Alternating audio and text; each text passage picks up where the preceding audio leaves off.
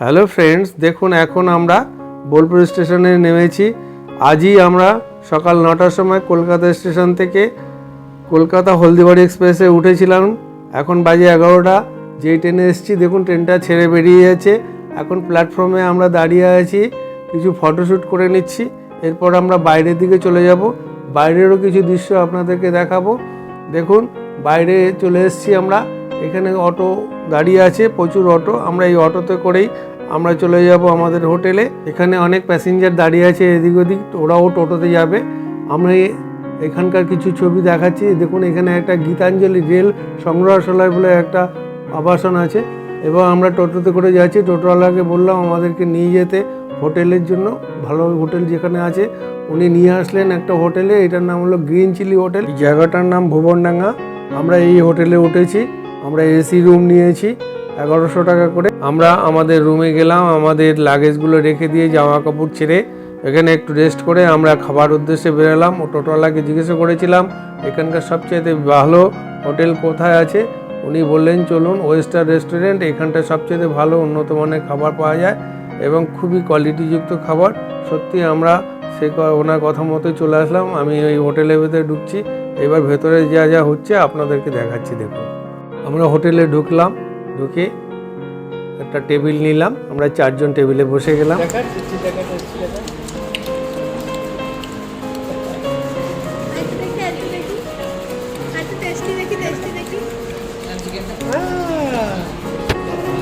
আমার নাতি তো খুব খুশি।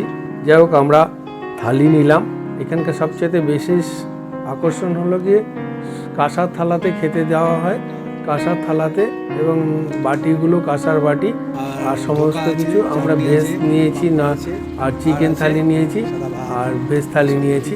আমি থালিতে কি কি আছে সেটাকে আপনাদেরকে বলছি। 4টে থালি নিয়েছি, একটা নন ভেজ, 3টে চিকেন থালি।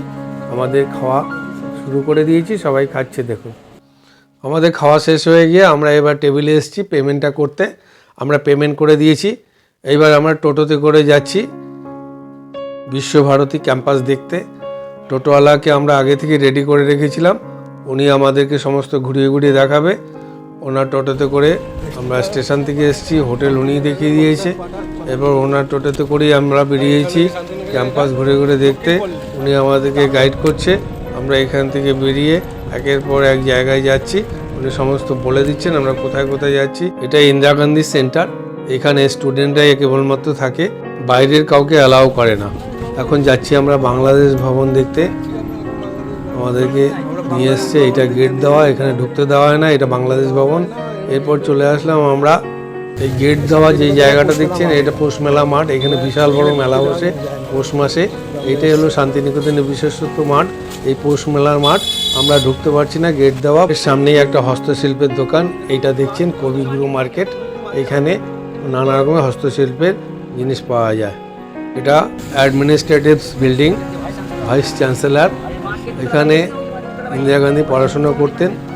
হিন্দু ভবন, এই দোতলা বাড়িটা দেখা যাচ্ছে, সেটাকে বললো এখানে কাউকে ঢুকতে দেওয়া হয় না, একমাত্র স্টুডেন্টরা ছাড়া। বাদিকের এই বিল্ডিংটা বিশ্বভারতীর লাইব্রেরি, এখানে কাউকে ঢুকতে দেওয়া হয় না। এই জায়গাটার নাম মৃণালিনী পাঠশালা। এখানে রবি ঠাকুর, আম্রকুঞ্জ আনন্দ পাঠশালা, এখানে নিচে বসে পড়ানো হয়। এই জায়গাটার নাম 3 পাহাড়, 3টে স্টেপ দেখা যাচ্ছে বটগাছটার তলায়। এখানে রবি ঠাকুর বসে কবিতা লিখেছিলেন, হাট কবিতা। এই বটগাছটা 500 বছরের পুরনো। এখন যে বাড়িটা আমরা দেখছি সেটার নাম তালধ্বজ। এই বাড়িটার মাঝখান থেকে তাল গাছটা বেরিয়েছে, চারিদিকটা ছাউনি দেওয়া, মাঝখানে তাল গাছ, তাই এর নাম তালধ্বজ। রবীন্দ্রনাথ ঠাকুর এখানে কবিতা লিখেছিল, তাল গাছ এক পায়ে দাঁড়িয়ে সব গাছ ছাড়িয়ে উঁকি মারে আকাশে। এটাই এখানকার বিশেষত্ব, এটা তালধ্বজ বলে এই জায়গাটার নাম। এই ঘরটা দেখছেন, এই ঘরটার নাম উপাসনা গৃহ।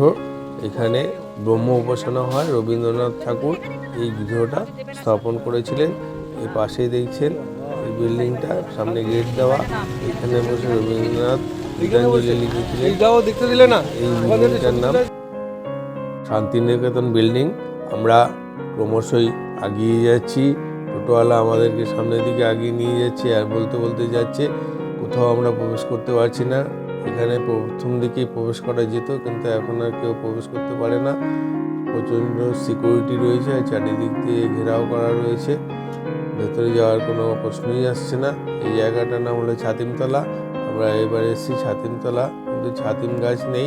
দূরে একটা স্পট দেখা যাচ্ছে, যে জায়গাটা রবীন্দ্রনাথ বসে পড়াশোনা করাতেন ছাত্রছাত্রীদের, সেই জন্য এই জায়গাটার নাম ছাতিমতলা। চারিদিকে শুধু গাছপালা, সামনে কিছু লন মতো রয়েছে, লনটায় দুব্ব ঘাস ভর্তি। এই তো আমাদের দেখাচ্ছে, এটার নামই ছাতিমতলা। আমাদের এই টোটো ড্রাইভার বহু পুরনো এখানকার টোটো চালায় বহুদিন ধরে। উনি এই সম্বন্ধে অনেক কিছু জানেন, এইখানকার জায়গা সম্বন্ধে। আমাদেরকে এই জায়গা সম্বন্ধে অনেক ইতিহাস আমাদেরকে বলে বোঝালেন। আমরা ওনার কাছে শুনতে পেয়ে ভালোই লাগলো। এরপর আমরা এগিয়ে যাচ্ছি সামনের দিকে। রাস্তাটা খুবই সুন্দর, চারিদিকটা খুবই গাছপালা ভর্তি এবং দেখতে খুবই সুন্দর। সামনের দিকে এগিয়ে যাচ্ছি আমরা। ডান দিকে ওই বিল্ডিংটা শান্তিনিকেতন লাইব্রেরি, আর এইটা হলো নাট্যঘর।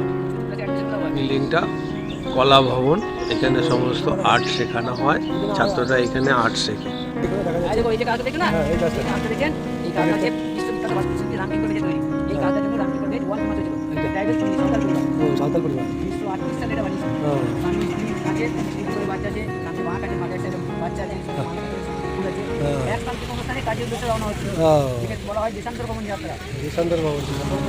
খুব সুন্দর করেছে।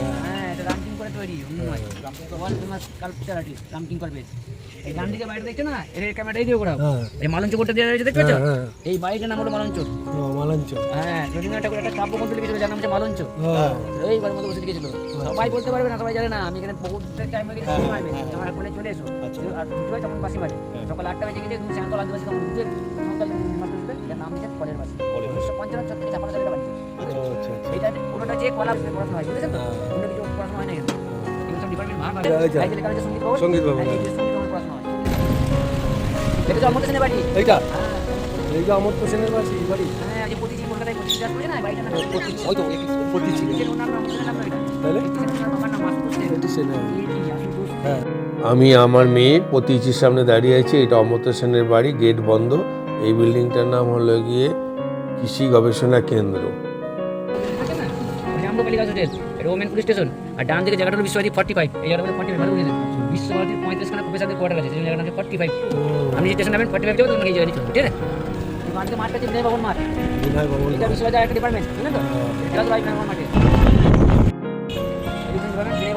এরপর আমরা চলে আসলাম সৃজনী শিল্প পার্ক। এখানে আমরা প্রবেশ করছি। আমাদের এখানে টিকিট কাটতে হবে, 30 টাকা করে টিকিট।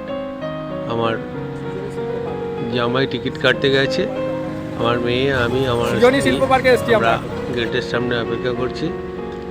টিকিট কাটা হলে পরে আমরা ভেতরে ঢুকে যাব। আমরা ভেতরে ঢুকলাম, গেটের ভেতরে ঢুকে এবার জামাই টিকিটটা কেটে নিয়ে আসছে। টিকিট কাটা হয়ে গেছে, আমরা ভেতরে দারোয়ানকে দেখিয়ে দিয়ে এবার আমরা গেটের ভেতরে প্রবেশ করছি। এবার ভেতরে আমরা নানা রকম জায়গায় ঘুরে ঘুরে, এখানকার পার্কের মধ্যে অনেক কিছু আছে দেখবার মতো, সাজানো রয়েছে। বেশিরভাগ চারুকলা, নানা রকমের আর্ট।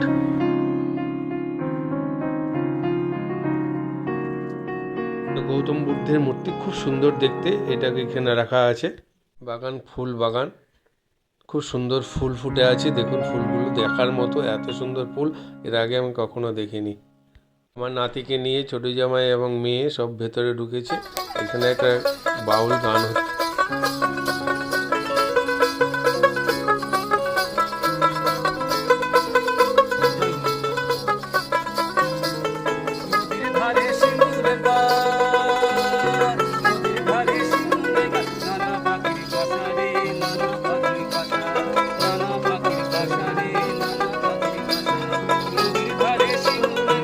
দেখুন আমার নাতি তোজো, এত ভালো লাগছে ওর সব কিছু। একটু একটু ঘুমও পাচ্ছে, চোখটা একটু ঘুমের মতো লাগছে। কিন্তু ভালো লাগছে, ও সব দেখছে কিন্তু ঘুরে ঘুরে আমার সাথে আছে, কোনো কান্নাকাটি নেই, কোনো টেনশন নেই, আর দেখছে খুব চারিদিকটা, আর আমার ক্যামেরার দিকে একদম একভাবে তাকিয়ে থাকছে, একটু হামি তুলছে, ঘুম আসছে মনে হচ্ছে। ওকে নিয়ে কোনো সমস্যা নেই, ওকে নিয়ে ভিডিও করছি আমি, আর চারিদিকটা ঘুরে ঘুরে ওকেও দেখাচ্ছি, আমিও দেখছি। এইখানে একটু ফটোশ্যুট করে নিচ্ছি, চারিদিকটা খুবই সুন্দর লাগছে, ওরও ভালো লাগছে।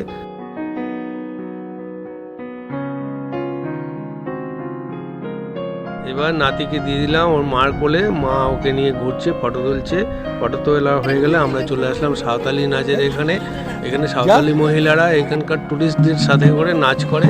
আমার মেয়েও এখানে নাচ করবে, দেখুন।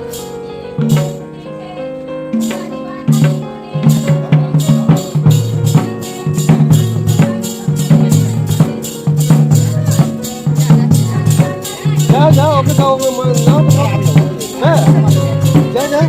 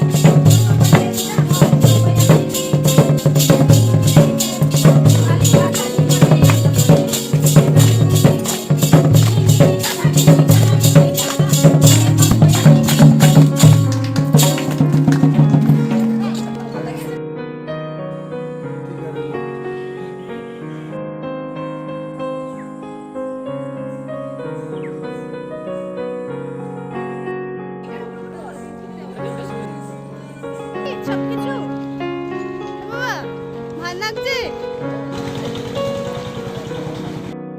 রাজবাড়ি রাজবাড়ি সুল রাজবাড়ি শিমুল রাজবাড়ি, শুল রাজবাড়ি। এবার আমরা রাজবাড়ির ভেতরে প্রবেশ করলাম। শুল রাজবাড়ি, 10 টাকা টিকিট কেটে ভেতরটা দেখছি। দেখার কিছুই নেই, একটা দুর্গার কাঠামো আছে, এখানে শুটিংও হয় এই শুনলাম। যাই হোক, এখানে দেখা শেষ হলে পরে আমরা চলে আসলাম আমাদের হোটেলে। আজকে এখানেই ভিডিওটা শেষ করছি। রাতের খাওয়া দাওয়া করে আমরা এবার শুতে যাচ্ছি। আগামীকাল আবার আমরা বেরোবো, আগামীকালের ভিডিও ছাড়বো। আজকে ভিডিওটা কেমন হলো জানাবেন।